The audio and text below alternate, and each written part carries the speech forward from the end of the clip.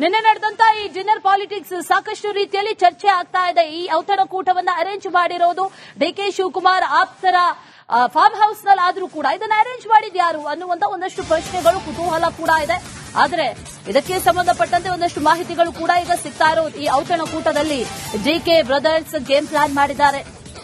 ಏನಪ್ಪಾ ಅಂತಂದ್ರೆ ಶಕ್ತಿ ಪ್ರದರ್ಶನಕ್ಕೆ ವೇದಿಕೆಯನ್ನ ಅಣಿಗೊಳಿಸಿದ್ದೆ ಡಿಕೆ ಸುರೇಶ್.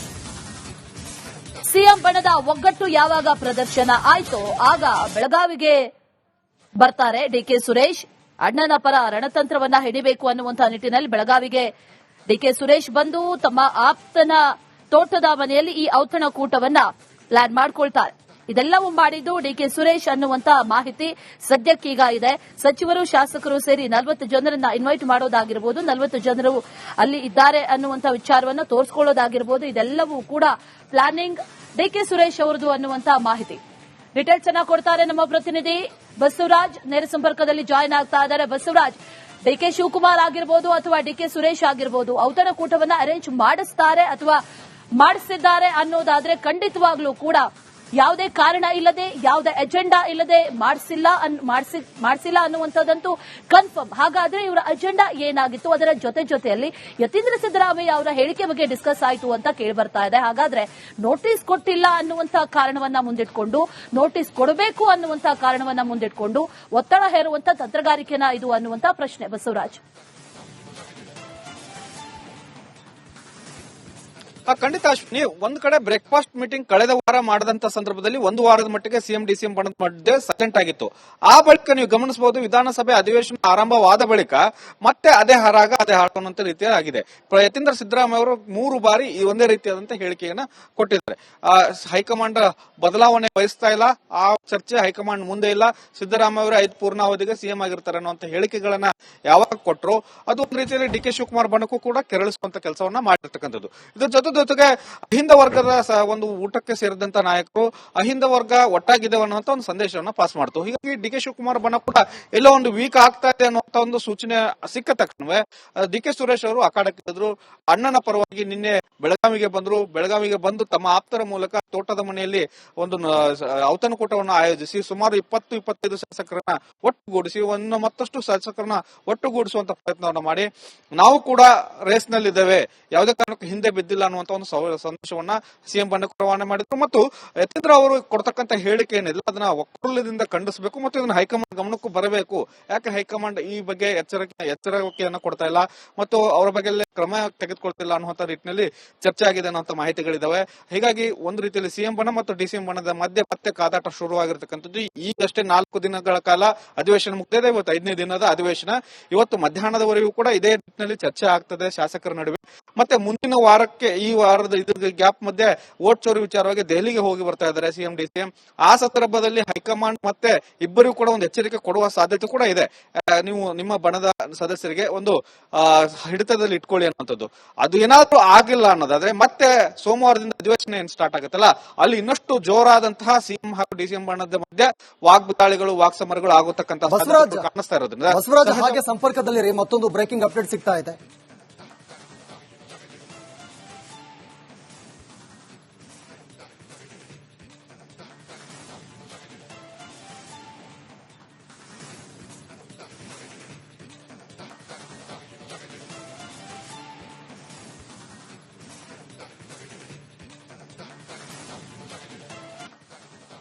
ನಿನ್ನೆ ನಡೆದಂತ ಈ ಡಿನ್ನರ್ ಪಾಲಿಟಿಕ್ಸ್ ಸಾಕಷ್ಟು ರೀತಿಯಲ್ಲಿ ಚರ್ಚೆ ಆಗ್ತಾ ಇದೆ. ಈ ಔತಣಕೂಟವನ್ನ ಅರೇಂಜ್ ಮಾಡಿರೋದು ಡಿಕೆ ಶಿವಕುಮಾರ್ ಆಪ್ತರ ಫಾರ್ಮ್ ಹೌಸ್ ನಲ್ಲಿ ಆದ್ರೂ ಕೂಡ ಇದನ್ನ ಅರೇಂಜ್ ಮಾಡಿದ್ ಯಾರು ಅನ್ನುವಂತ ಒಂದಷ್ಟು ಪ್ರಶ್ನೆಗಳು, ಕುತೂಹಲ ಕೂಡ ಇದೆ.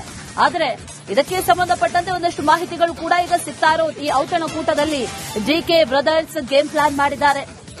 ಏನಪ್ಪಾ ಅಂತಂದ್ರೆ ಶಕ್ತಿ ಪ್ರದರ್ಶನಕ್ಕೆ ವೇದಿಕೆಯನ್ನ ಅಣಿಗೊಳಿಸಿದ್ದೆ ಡಿಕೆ ಸುರೇಶ್.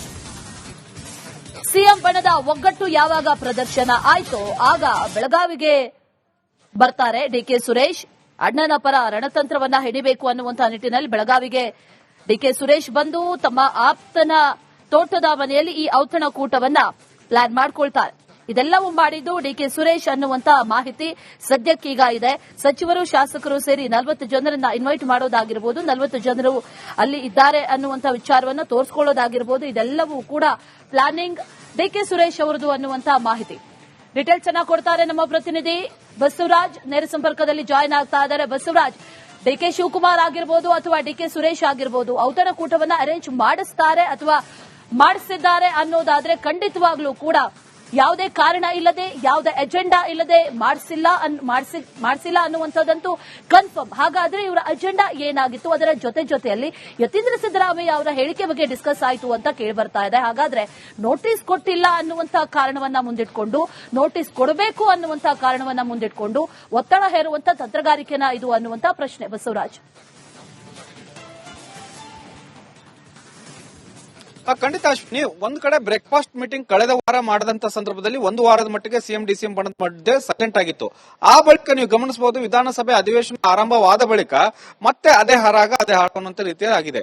ಯತೀಂದ್ರ ಸಿದ್ದರಾಮಯ್ಯ ಅವರು 3 ಬಾರಿ ಈ ಒಂದೇ ರೀತಿಯಾದಂತಹ ಹೇಳಿಕೆಯನ್ನ ಕೊಟ್ಟಿದ್ದಾರೆ. ಹೈಕಮಾಂಡ್ ಬದಲಾವಣೆ ಬಯಸ್ತಾ ಇಲ್ಲ, ಆ ಚರ್ಚೆ ಹೈಕಮಾಂಡ್ ಮುಂದೆ ಇಲ್ಲ, ಸಿದ್ದರಾಮಯ್ಯ ಅವರು 5 ಪೂರ್ಣಾವಧಿಗೆ ಸಿಎಂ ಆಗಿರ್ತಾರೆ ಅನ್ನುವಂತ ಹೇಳಿಕೆಗಳನ್ನ ಯಾವಾಗ ಕೊಟ್ಟರು ಅದು ಒಂದು ರೀತಿಯಲ್ಲಿ ಡಿಕೆ ಶಿವಕುಮಾರ್ ಬಣಕ್ಕೂ ಕೂಡ ಕೆರಳಿಸುವಂತ ಕೆಲಸವನ್ನ ಮಾಡಿರ್ತಕ್ಕಂಥದ್ದು. ಇದ್ರ ಜೊತೆಗೆ ಅಹಿಂದ ವರ್ಗದ ಒಂದು ಊಟಕ್ಕೆ ಸೇರಿದಂತ ನಾಯಕರು ಅಹಿಂದ ವರ್ಗ ಒಟ್ಟಾಗಿದೆ ಅನ್ನುವಂತ ಒಂದು ಸಂದೇಶವನ್ನ ಪಾಸ್ ಮಾಡ್ತು. ಹೀಗಾಗಿ ಡಿಕೆ ಶಿವಕುಮಾರ್ ಬಣ ಕೂಡ ಎಲ್ಲೋ ಒಂದು ವೀಕ್ ಆಗ್ತಾ ಇದೆ ಅನ್ನುವಂತ ಒಂದು ಸೂಚನೆ ಸಿಕ್ಕ ತಕ್ಷಣವೇ ಡಿಕೆ ಸುರೇಶ್ ಅವರು ಅಖಾಡಕ್ಕಿದ್ರು. ಅಣ್ಣನ ಪರವಾಗಿ ನಿನ್ನೆ ಬೆಳಗಾವಿಗೆ ಬಂದು ತಮ್ಮ ಆಪ್ತರ ಮೂಲಕ ತೋಟದ ಮನೆಯಲ್ಲಿ ಒಂದು ಔತಣಕೂಟವನ್ನು ಆಯೋಜಿಸಿ ಸುಮಾರು 20-25 ಶಾಸಕರನ್ನ ಒಟ್ಟುಗೂಡಿಸಿ ಮತ್ತಷ್ಟು ಶಾಸಕರನ್ನ ಒಟ್ಟುಗೂಡಿಸುವಂತ ಪ್ರಯತ್ನವನ್ನ ಮಾಡಿ, ನಾವು ಕೂಡ ರೇಸ್ ನಲ್ಲಿದ್ದೇವೆ, ಯಾವುದೇ ಕಾರಣಕ್ಕೂ ಹಿಂದೆ ಬಿದ್ದಿಲ್ಲ ಅನ್ನುವಂತ ಒಂದು ಸಂದೇಶವನ್ನ ಸಿಎಂ ಬಣ್ಣಕ್ಕೆ ರವಾನೆ ಮಾಡಿದ್ರು. ಮತ್ತು ಯತೀಂದ್ರ ಅವರು ಕೊಡ್ತಕ್ಕಂತ ಹೇಳಿಕೆ ಏನಿಲ್ಲ ಅದನ್ನ ಒಕ್ಕೂಲದಿಂದ ಖಂಡಿಸಬೇಕು ಮತ್ತು ಇದನ್ನ ಹೈಕಮಾಂಡ್ ಗಮನಕ್ಕೂ ಬರಬೇಕು. ಯಾಕೆ ಹೈಕಮಾಂಡ್ ಈ ಬಗ್ಗೆ ಎಚ್ಚರಿಕೆಯನ್ನು ಕೊಡ್ತಾ ಇಲ್ಲ ಮತ್ತು ಅವರ ಬಗ್ಗೆ ಕ್ರಮ ತೆಗೆದುಕೊಳ್ತಿಲ್ಲ ಅನ್ನುವಂತ ನಿಟ್ಟಿನಲ್ಲಿ ಚರ್ಚೆ ಆಗಿದೆ ಅನ್ನುವಂತ ಮಾಹಿತಿಗಳಿದಾವೆ. ಹೀಗಾಗಿ ಒಂದು ರೀತಿಯಲ್ಲಿ ಸಿಎಂ ಬಣ ಮತ್ತು ಡಿಸಿಎಂ ಬಣದ ಮಧ್ಯೆ ಮತ್ತೆ ಕಾದಾಟ ಶುರುವಾಗಿರ್ತಕ್ಕಂಥದ್ದು. ಈಗಷ್ಟೇ 4 ದಿನಗಳ ಕಾಲ ಅಧಿವೇಶನ ಮುಕ್ತಿದೆ. ಇವತ್ತು 5ನೇ ದಿನದ ಅಧಿವೇಶನ. ಇವತ್ತು ಮಧ್ಯಾಹ್ನದವರೆಗೂ ಕೂಡ ಇದೇ ನಿಟ್ಟಿನಲ್ಲಿ ಚರ್ಚೆ ಆಗ್ತದೆ ಶಾಸಕರ ನಡುವೆ. ಮತ್ತೆ ಮುಂದಿನ ವಾರಕ್ಕೆ ಈ ವಾರದ ಗ್ಯಾಪ್ ಮಧ್ಯೆ ವೋಟ್ ಚೋರಿ ವಿಚಾರವಾಗಿ ದೆಹಲಿಗೆ ಹೋಗಿ ಬರ್ತಾ ಇದ್ದಾರೆ ಸಿಎಂ ಡಿಸಿಎಂ. ಆ ಸಂದರ್ಭದಲ್ಲಿ ಹೈಕಮಾಂಡ್ ಮತ್ತೆ ಇಬ್ಬರಿಗೂ ಕೂಡ ಒಂದು ಎಚ್ಚರಿಕೆ ಕೊಡುವ ಸಾಧ್ಯತೆ ಕೂಡ ಇದೆ. ನೀವು ನಿಮ್ಮ ಬಣದ ಸದಸ್ಯರಿಗೆ ಒಂದು ಹಿಡಿತದಲ್ಲಿ ಇಟ್ಕೊಳ್ಳಿ ಅನ್ನುವಂಥದ್ದು. ಅದು ಏನಾದ್ರೂ ಆಗಿಲ್ಲ ಅನ್ನೋದಾದ್ರೆ ಮತ್ತೆ ಸೋಮವಾರದಿಂದ ಅಧಿವೇಶನ ಏನ್ ಸ್ಟಾರ್ಟ್ ಆಗುತ್ತಲ್ಲ, ಅಲ್ಲಿ ಇನ್ನಷ್ಟು ಜೋರಾದಂತಹ ಸಿಎಂ ಹಾಗೂ ಡಿಸಿಎಂ ಬಣದ ಮಧ್ಯೆ ವಾಗ್ದಾಳಿಗಳು ವಾಕ್ಸಮರಗಳು ಆಗತಕ್ಕಂತಹ ಕಾಣಿಸ್ತಾ ಇರೋದ್ರಿಂದ ಬಸವರಾಜ್ ಹಾಗೆ ಸಂಪರ್ಕದಲ್ಲಿ ಮತ್ತೊಂದು ಬ್ರೇಕಿಂಗ್ ಅಪ್ಡೇಟ್ ಸಿಗ್ತಾ ಇದೆ.